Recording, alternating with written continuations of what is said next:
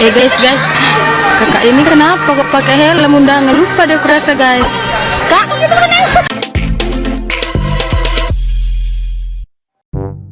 Aksi kocak dari seorang wanita menghadiri acara kondangan viral.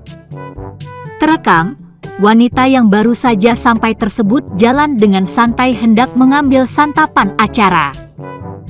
Sesaat ia menyadari orang di sekitarnya menertawai aksi kocaknya.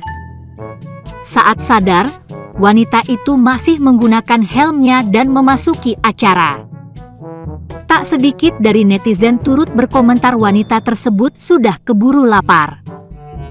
Video kocak wanita ini diunggah oleh akun TikTok Venelvira195.